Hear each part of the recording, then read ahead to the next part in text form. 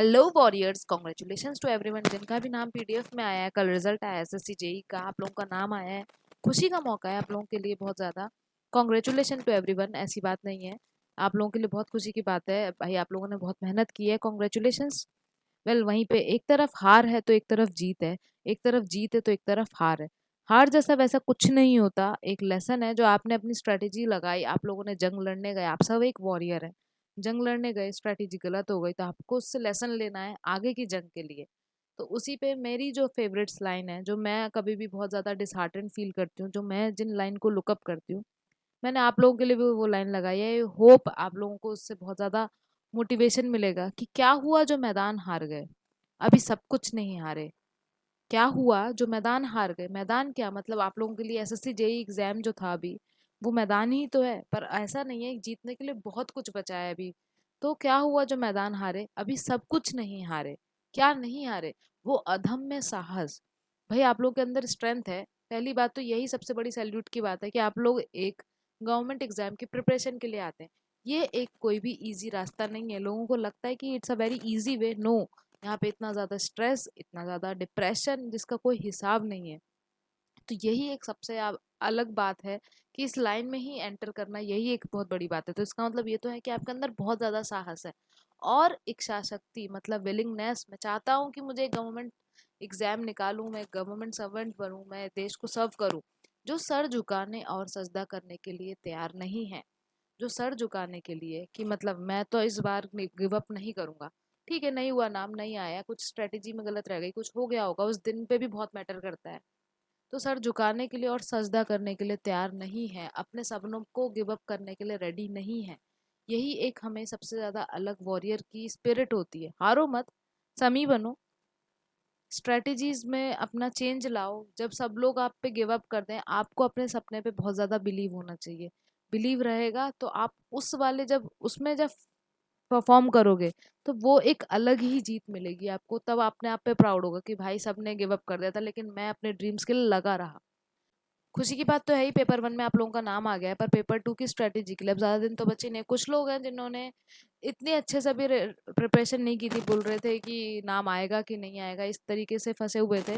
तो paper two की strategy में अब आपको ज़्यादा कुछ नहीं करना है भाई। पीवाईक्यू लगाओ, ईएससी के बहुत सारे दिन तो लगा लिए होंगे आपने। ईएससी और गेट के जो न्यूमेरिकल है छोटे वाले, उनको उनके पीवाईक्यू लगाओ। इसके अलावा कोई बुक लगाने की अभी ज़रूरत नहीं है, ना समय है और ना ही ज़रूरत है। ईएससी और गेट के पीवाईक्यू लगा लीजिए। जितने भी सब्जेक्ट उन सबको अच्छे से रिवाइज कर लीजिए। एंड मोमेंट पे रिवीजन का कोई सेंस नहीं बनता है। आप पीवाईक्यू के हिसाब से जैसे जिसको रिवाइज कर ले उसके पीवाईक्यू लगाइए, खत्म करिए बात। और सबसे इम्पोर्टेंट, स्टार मार्क 5 स्टार देने चाहिए इस बात को कि मॉक टेस्ट, क्योंकि भाई जिस दिन एग्जाम है उसकी पहले से प्रैक्टिस होनी चाहिए, माइंड को उसकी आदत होनी चाहिए, हैबिचुअल होना चाहिए कि इस तरीके का पेपर आएगा। सारे सब्जेक्ट के मिक्स क्वेश्चन रहेंगे, तो mock test is very important. इन तीनों चीज़ों को आप फॉलो करिए बस। इससे ज़्यादा ना समय है और ना ही आप कर पाएंगे। तो इन तीनों चीज़ों को फॉलो करिए, आपका रिजल्ट अच्छा रहेगा। आपकी मेहनत पर डिपेंड भी करता है। तो mock test is very important, इसको बिल्कुल मिस मत करिएगा। कुछ लोग टेस्ट को बिल्कुल नहीं देते हैं, इग्नोर करते हैं, बट नहीं। बट जिनका रिजल्ट नहीं आया है, व्हाट नेक्स्ट, अब आपको क्या करना चाहिए? सबसे पहले खुद का एनालिसिस करिए। जो भी स्ट्रेटेजी आपने बनाई थी उसको एनालिसिस करिए कि ऐसी क्या गलती हो गई मुझसे जो मेरा रिजल्ट में नाम नहीं आया। भाई नाम तो आना चाहिए था, क्योंकि अगर मैंने मेहनत की है। एक होता है हार्ड वर्क और एक होता है स्मार्ट वर्क। पर ना ही सिर्फ स्मार्ट वर्क से आपका आएगा, ना ही सिर्फ हार्ड वर्क से, दोनों का कॉम्बिनेशन होना चाहिए। कि कहीं कहीं हम बहुत हार्ड वर्क करेंगे भाई, पूरे 10-10 घंटे, 6-6 घंटे, 8-8 घंटे, जो भी आपकी कैपेबिलिटी है हम उतना बैठेंगे। पर उसमें स्मार्टली हम किस तरीके से अपना सब्जेक्ट को कवर करेंगे, किस तरीके से पीवाईक्यू लगाएंगे, किस तरीके से नोट्स को गैदर करेंगे, ये एक स्ट्रेटेजी है। तो आपको बैठ के अभी 2-3 दिन आपको, मुझे पता है बहुत ज़्यादा सैड होने वाला है, चाहे कोई कुछ भी कह ले, इतनी जल्दी ये फीलिंग नहीं जाती है। तो भाई एनालिसिस करिए खुद से। बिल्कुल सैड होइए, ह्यूमन नेचर है, सैड होना बनता भी है। जब खुशी मना सकते हैं तो दुख भी मनाएंगे। तो सैड हो जाइए, लेकिन एक टाइम दीजिए कि मैं 2 दिन सैड हूँगा भाई, उसके बाद नहीं। मैं इतने दिन में अपने आप को सोचूंगा, मैं एनालिसिस करूंगा, सेल्फ इंट्रोस्पेक्शन करूंगा। खुद को सबसे ज्यादा खुद ही समझते हैं। हमसे ज्यादा हमें कोई नहीं समझ सकता। हमें पता है हमने कहाँ गलतियां की हैं। हम दूसरों से बोल सकते हैं यार भाई आज मैंने पढ़ा, पर हो सकता है कि हमें अंदर से पता है आज मैंने उतना अच्छा नहीं पढ़ा जितना अच्छा मैं पढ़ सकता था। तो खुद से ज्यादा खुद को कोई नहीं जानता। आप सेल्फ इंट्रोस्पेक्शन करिए, अपनी स्ट्रेटेजी को देखिए कि कहाँ गलती हो गई। जिस तरीके से चेस में हम जब चेस गेम खेलते हैं तो एक मूव करते हैं, दो मूव करते हैं, और उसके बाद हम अपने नेक्स्ट मूव और उससे भी नेक्स्ट मूव की माइंड में स्ट्रेटेजी बना के रखते हैं। वैसे ही लाइफ एक चेस है, आप कैसे इसे मिस कर देते हैं। लाइफ इंपॉर्टेंट है, ये एक चेस है भाई, आपकी लाइफ है, इससे आपसे ज़्यादा इसके बारे में कोई नहीं सोचेगा, आपको ही सोचना पड़ेगा। एक टाइम पे सब गिव अप कर देंगे। तो आप अपने इस लाइफ के लिए एटलीस्ट 2-3 मूव्स तो बनाइए। 2-3 मूव्स का मतलब क्या है कि अगर आपने एसएससी जेई एग्जाम के लिए प्रिपेयर कर रहे थे और आपने अपने माइंड में बिल्कुल क्लियर कर रखा है कि मैं अब गवर्नमेंट एग्जाम की ही प्रिपरेशन करना चाहता हूँ, उसमें आप आगे की जो 2-3 एग्जाम है उनकी भी एक स्ट्रेटेजी बना के रखिए कि आगे गेट का एग्जाम भी है, मैं गेट के भी पीवाईक्यू लगाऊंगा, या फिर यूपी पीसीएसएई का नोटिफिकेशन आने ही वाला है, मैं उसके लिए प्रिपेयर करूंगा, मैं यूपी के लिए। जो भी आपका स्ट्रेटेजी होनी चाहिए, तो 2-3 मूव कि मैं अगर गवर्नमेंट एग्जाम की प्रिपरेशन कर रहा हूँ तो आपका विजन जो है क्लियर होना चाहिए कि अगर ये नहीं हुआ तो मैं ये करूंगा।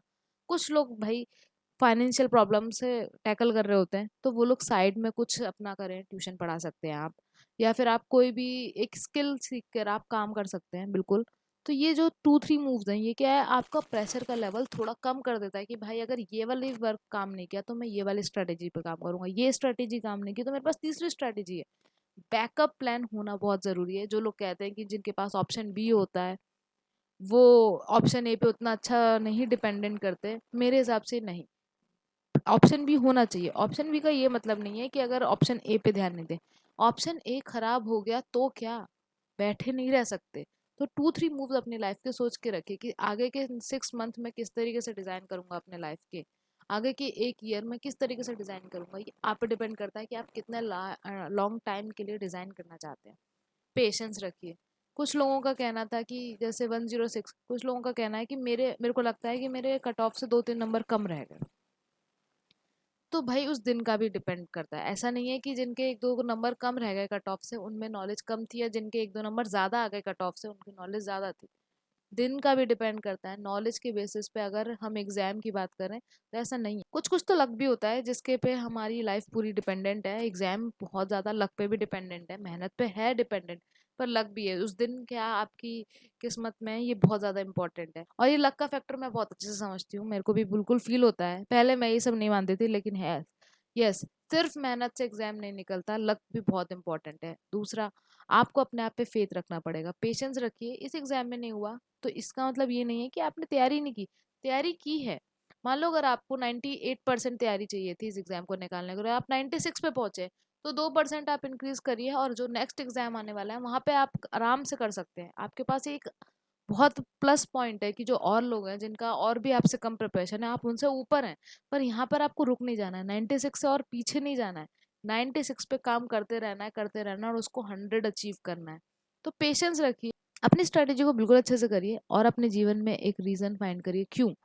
कुछ लोग कहते हैं कि मैं अपने पेरेंट्स के लिए करना चाहता हूँ, कुछ लोग कहते हैं कि ये रीज़न है, वो रीज़न है, कोई फ़र्क नहीं पड़ता। आप अपना रीज़न फाइंड करिए, वो बहुत स्ट्रांग होना चाहिए। सबसे इम्पोर्टेंट, आप अपनी लाइफ में खुद से सबसे ज़्यादा प्यार करते हैं, ये रीज़न होना चाहिए कि ये मेरा ड्रीम है, मैं इसलिए इस पे काम करना चाहता हूँ। जैसे कि अगर आपका ये ड्रीम है, आप किसी और के फोर्स में नहीं कर रहे हैं, तो आप जितना ज़्यादा इस पे अपना इनपुट देंगे जिसका कोई हिसाब नहीं है, मतलब बहुत ज़्यादा इनपुट आप देंगे, तो अपना रीज़न स्ट्रांग करिए, अपने बारे में सोचिए कि मैं ये क्यों करना चाहता हूँ। ये आपका रीज़न क्लियर होना चाहिए, आपको डेली मोटिवेशन की कोई भी नीड नहीं पड़ेगी। अब बात आती है कि हम बहुत ज़्यादा परेशान हैं, तो हम अपने आप को कैसे मोटिवेट रखें, क्या क्या चीज़ कर सकते हैं हम खुद से कि मोटिवेट रहा जाए। तो how to keep your mind motivated, सबसे पहली बात ये स्ट्रैटेजी आपके दिमाग में होनी चाहिए, डोंट गिव अप। कभी भी गिव अप नहीं करना है, चाहे लाइफ में कुछ भी हो जाए। ये नहीं तो कुछ और सही, कुछ और नहीं तो कुछ और सही, कुछ तो कर ही लेंगे भाई, इस जिंदगी में आए हैं तो। Never give up, don't give up, ये बिल्कुल माइंड में क्लियर होना चाहिए। सबसे पहली बात, आप कैसे अपने आप को मोटिवेट कर सकते हैं, रीड। रीड का मतलब क्या, क्या सिविल इंजीनियरिंग की बुक पढ़नी है, नहीं, बिल्कुल नहीं। 15 मिनट्स एटलीस्ट अपने दिन में आपको रीड करना है। आप कुछ भी रीड कर सकते हैं। अगर आपको हिस्ट्री में इंटरेस्ट है तो आप हिस्ट्री में पढ़िए, गांधी जी की ऑटोबायोग्राफी पढ़िए, B.R. अम्बेडकर की ऑटोबायोग्राफी पढ़िए, भगत सिंह की ऑटोबायोग्राफी पढ़िए। आपको ऑटोबायोग्राफी में इंटरेस्ट नहीं है, आप हिस्ट्री के किंग्स के बारे में पढ़ सकते हैं, उनकी लाइफ का स्ट्रगल देखिए। आप शेरशाह सूरी के बारे में पढ़िए कि भाई लाइफ के कितने एंड में जाके उनको किंगशिप मिली। तो नेवर गिव अप उनका भी तो एटीट्यूड था, ऐसे B.R. अम्बेडकर का डोंट गिव अप एटीट्यूड था ना। उनको कितना भी रोका गया पढ़ने से, बट उन्होंने पढ़ाई की। तो रीड करने से आपको एक तो ये बहुत ज़्यादा मिलेगी आपको कि भाई इकलौता मैं ही नहीं हूँ जो इस जीवन में संघर्ष कर रहा है। जीवन का नाम ही संघर्ष है, आपको संघर्ष करना पड़ेगा, ऐसे ना तो वैसे करना ही पड़ेगा। तो आपको ये देखने को मिलेगा कि सिर्फ इकलौता मैं तो नहीं हूँ जो संघर्ष कर रहा है, सब कर रहे हैं। और अगर संघर्ष कर रहे हैं इसका मतलब इन्होंने मचाया है, तो मैं भी मचा सकता हूँ। दूसरी बात, हम जिस फील्ड में हैं, हमने प्रिपरेशन करना शुरू किया, तो सबसे पहली बात, स्ट्रेस उसके साथ आपको मिलेगा। प्रिपरेशन का मतलब ही है स्ट्रेस। जैसे ही प्रिपरेशन स्टार्ट की, एक साल कुछ नहीं, लोग मजे भी करते हैं, कुछ लोग बहुत सीरियस होकर पढ़ते हैं, पर कुछ लोग मजे कर रहे हैं। फिर जैसे जैसे टाइम बढ़ने लगता है, स्ट्रेस अपना एक्सपोनेंशियली बढ़ने लगेगा। स्ट्रेस को रिलीज करने का सबसे बेस्ट वे है एक्सरसाइज करना, क्योंकि जब स्ट्रेस होता है तो हमारे माइंड में एक हार्मोन रिलीज होता है जो कि है कॉर्टिसोल, और उसको सबसे ज़्यादा कम करने के लिए हमारे माइंड में जो कॉर्टिसोल रिलीज हो रहा है स्ट्रेस की वजह से, वो हमारे लिए हेल्दी नहीं है। तो एक्सरसाइज करना पड़ेगा कि आपकी हार्ट की जो रेट है वो एक बार दिन में बहुत ज़्यादा इंक्रीज होनी चाहिए। तो एक्सरसाइज करना बहुत इंपॉर्टेंट है। रीड करिए, एक्सरसाइज करिए। अगर आपको हिस्ट्री की बुक रीड करना नहीं पसंद, ऑटोबायोग्राफी रीड करना नहीं पसंद, तो कुछ बुक्स होते हैं जो सेल्फ डेवलपमेंट के लिए होती हैं, जैसे एटॉमिक हैबिट्स है, 5 AM क्लब है। ये सब बुक्स को पढ़िए, आपको पता चलेगा कि आपको अपने दिन को किस तरीके से चैनलाइज करना है, अपनी एनर्जी को किस तरीके से चैनलाइज करना है कि वो एक सही डायरेक्शन में जाए। आप अपना एक रात में प्लान बनाइए और उस प्लान को स्टिक करके रहिए। हो सकता है 100% प्लान, हम प्लान बनाते हैं तो बहुत मजे से बना लेते हैं, पर एटलीस्ट ट्राई करिए कि 80% तो उसे अचीव कर सके। क्या अगर आपने बोला कि मैं 4 घंटे पढ़ूंगा, तो 4 घंटे बैठ के पढ़िए। आपने बोला 2 घंटे मैं अपने पेरेंट्स को दूंगा, तो बिल्कुल दीजिए।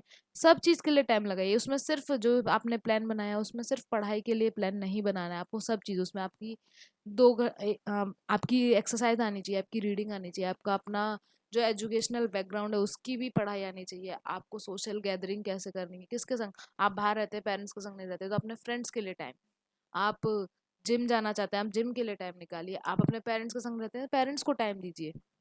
और अपने आप पे बहुत ज़्यादा फेथ रखिए।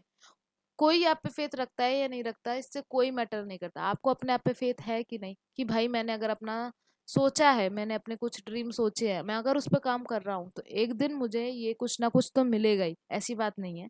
अपने आप पे फेथ रखिए।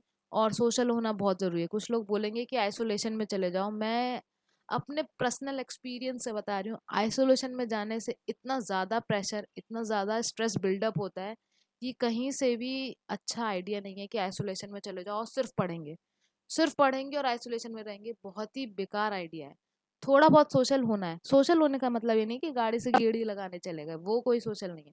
आप जिस तरीके से बनना चाहते हैं आप उन तरीके के लोगों को ढूंढिए, उनके संग 1 घंटे रह के डिस्कस करिए कि पॉलिटिक्स में क्या चल रहा है, ठीक है, पर अब ये नहीं कि चाय की टपरी पे चलेगा और पॉलिटिक्स में मतलब नेताओं के बारे में डिस्कस करें, कुछ अच्छी कि क्या योजनाएं हैं, उससे आपका करंट अफेयर बढ़ेगा। पॉलिटिक्स में आपको पॉलिटी में इंटरेस्ट है, आपके आर्टिकल्स अच्छे हो जाएंगे। आपको कुछ भी जो इंटरेस्ट है, आपको इंटरनेशनल रिलेशन में इंटरेस्ट है, आप वो सुनिए, पॉडकास्ट सुनिए। बहुत सारी चीज़ें। सबसे ज़्यादा इम्पोर्टेंट है आप ये टाइम कहाँ इन्वेस्ट करते हैं। आपको अगर सबसे ज़्यादा इन्वेस्टमेंट करना है तो वो आपको खुद में करना है। इन्वेस्ट अपने आप पे करिए, आप अपने आप मोटिवेट रहेंगे कि भाई हाँ, आज का दिन मैंने खुद के लिए लगाया, मैंने सब काम किया तो मुझे खुशी है। आप आराम से, स्ट्रेस आपका कम होता जाएगा। तो सबसे ज़्यादा इन्वेस्ट आपको खुद पे करना है। आप ही लोगों के लिए एक कोट लगाया है कि sometimes in life everything goes smoothly. बहुत टाइम होता है कि मस्त एकदम सब चिल चिल चल रहा है, चिल पिल है। बट कुछ टाइम ऐसा होता है जैसे कि कुछ लोगों ने सोचा होगा कि मेरा नाम इस पीडीएफ में आएगा, नहीं हुआ। कुछ लोगों ने सोचा है कि एग्जाम दूंगा और इस बार तो मचा दूंगा, एग्जाम ही नहीं दे पाए। तो समटाइम अनएक्सपेक्टेड हैपन, जो तुमने नहीं सोचा, कभी भी नहीं सोचते, और वो हो जाता है। तो वहीं पे एक इम्पॉर्टेंट चीज़ आती है कि आप उस प्रॉब्लम को अपॉर्चुनिटी में कैसे बदलते हैं। थोड़ा टाइम लीजिए, सोचिए। कहते नहीं है कि अगर कुछ प्रॉब्लम आई है तो उसका सॉल्यूशन होगा ही। अगर प्रॉब्लम है तो सॉल्यूशन भी है, बिना सॉल्यूशन के कोई प्रॉब्लम एग्जिस्ट नहीं करती है। तो उस प्रॉब्लम को आप कैसे अपॉर्चुनिटी में इंक्रीज करते हैं, कैसे बदलते हैं, वो मास्टर प्लान है। कुछ लोग होंगे जो बैठ जाएंगे, आप बहुत सैड रहेंगे कि भाई अब तो बस जिंदगी खत्म, पर जिंदगी ऐसे खत्म नहीं होती है। आपको लड़ना पड़ेगा क्योंकि आप योद्धा हैं, आप वॉरियर हैं। और लड़ाई ही, संघर्ष ही जीवन है। आपको आज इस बात के लिए लड़ना है, कल कुछ और बात के लिए लड़ेंगे। तो लड़ना बहुत ज़रूरी है। तो मैं अपनी बात को इस कोट के संग ख़त्म करना चाहूँगी कि the future belongs to those who believe in the beauty of their dream. जैसे कि अब्दुल कलाम ने कहा है, अपने इग्नाइटेड माइंड्स में कहा है, उन्होंने पहला चैप्टर ही इस बात को डेडिकेट किया है कि ड्रीम्स देखो, सपने देखो। सपने, इंडियन यूथ को सपने देखना चाहिए। आप ड्रीम देखोगे तभी तो उस पर काम करोगे। आपने कोई सपना ही नहीं देखा तो आप उस पर काम कैसे करोगे भाई? ड्रीम देखने में पैसे लग थोड़ी रहे हैं। ड्रीम देखो, उस पर काम करो। और हो सकता है कि आपने जो ड्रीम देखा है आप वो तो ना पा पाओ, पर उससे थोड़ा कम भी बहुत है। तो ड्रीम देखना और उसके लिए सोचना, उस पर काम करना, उसकी स्ट्रेटेजी बनाना, उसके लिए मूव सोचना। एक स्ट्रेटेजी फेल हो गई तो दूसरी स्ट्रेटेजी बनाना भाई। बल्ब भी एक बार में आज सोचा कल बल्ब नहीं बन गया था, कितने सारे फेलियर्स के बाद बल्ब बना था। आई होप आप लोगों को मेरी बातों में थोड़ा सा अच्छा मिला, फील हुआ होगा, आप लोगों को थोड़ा पॉजिटिव फील हुआ होगा। Thank you so much for listening. You are the warrior, you can do it, never give up. Thank you so much.